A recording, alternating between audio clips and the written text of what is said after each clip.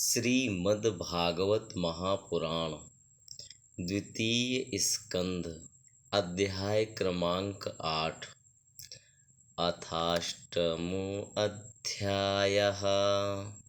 राजा परीक्षित के विविध प्रश्न। राजोवाच ब्रह्मणा चोदितो ब्रह्मन् गुणाख्याने अगुणस्य च यस्मै यथा प्राह नारदो देवदर्शनः। एतद् वेदितुमिच्छामि तत्त्वं वेदविदाम्बर। हरेरद्भुतवीर्यस्य कथालोकसुमङ्गलाः। कथयस्व महाभाग यथाहं खिलात्मनि कृष्णे निवेश्य निःसङ्गं मनस्त्यक्षे कलेवरं। शृण्वतः श्रद्धया नित्यं गुणतश्च स्वचेष्टितं। कालेन नातिदीर्घेण भगवान् विशते हृदि प्रविष्टः कर्णरन्ध्रेण स्वानां भावसरोरुहं।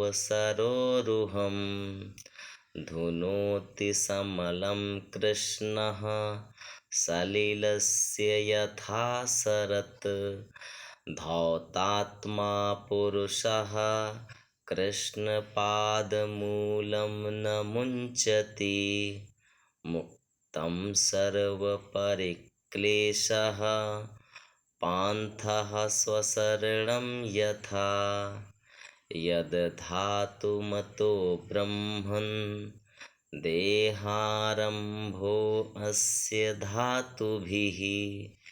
यत्र क्षया हेतुना वा भवन्तो जानते यथा। आसीद् यदुदरात् पद्मं लोकसंस्थानलक्षणं। यावानयं वै पुरुष इयत्तावयवैः पृथक् तावान् साविति प्रोक्तः संस्थावयववानिव। अजः सृजति भूतानि भूतात्मा यदनुग्रहात्। दद्रसे येन तद्रूपं नाभिपद्मसमुद्भवः। स चापि यत्र पुरुषो विश्वस्थित्युद्भवाप्ययः। मुक्त्वा आत्ममायां मायेशः सेते सर्वगुहाशयः। पुरुषावयवैर्लोका सपालाः पूर्वकल्पिताः। लोकैरमुष्यावयवाः सपालैरिति शुश्रुम्। यावान् कल्पो विकल्पो वा यथा कालो अनुमीयते। भूतभव्यभवच्छब्द आयुर्मानं च यत्सतः। राजा परीक्षित ने कहा, भगवन आप वेद वेताओं में श्रेष्ठ हैं। मैं आपसे यह जानना चाहता हूँ कि जब ब्रह्मा जी ने निर्गुण भगवान के गुणों का वर्णन करने के लिए नारद जी को आदेश दिया, तब उन्होंने किन किन को किस रूप में उपदेश किया। एक तो अचिंत्य शक्तियों के आश्रय भगवान की कथाएं ही लोगों का परम मंगल करने वाली हैं। दूसरे, देवर्षि नारद का सबको भगवत दर्शन कराने का स्वभाव है। अवश्य ही आप उनकी बातें मुझे सुनाइए।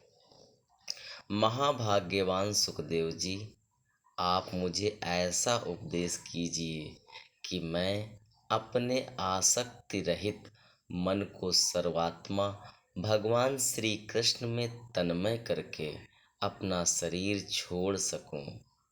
जो लोग उनकी लीलाओं का श्रद्धा के साथ नित्य श्रवण और कथन करते हैं, उनके हृदय में थोड़े ही समय में भगवान प्रकट हो जाते हैं।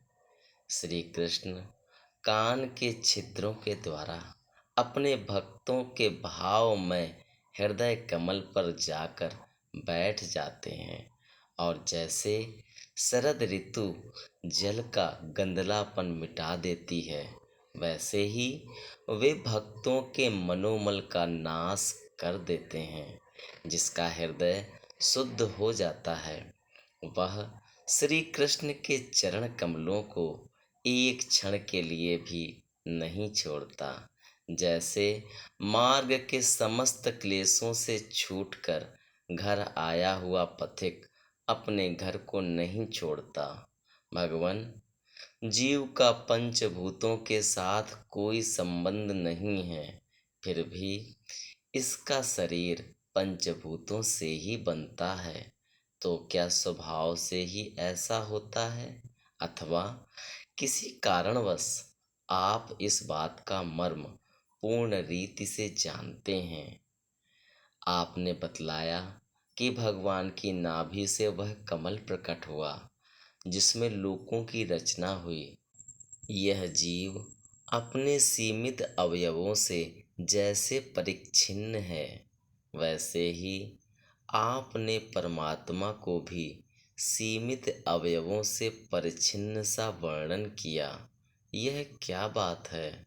जिनकी कृपा से सर्वभूतमय ब्रह्मा जी प्राणियों की सृष्टि करते हैं, जिनके नाभि कमल से पैदा होने पर भी, जिनकी कृपा से ही ये उनके रूप का दर्शन कर सके थे, वे संसार की स्थिति, उत्पत्ति और प्रलय के हेतु सर्वांतर्यामी और माया के स्वामी परम पुरुष परमात्मा अपनी माया का त्याग करके किसमें किस रूप से शयन करते हैं?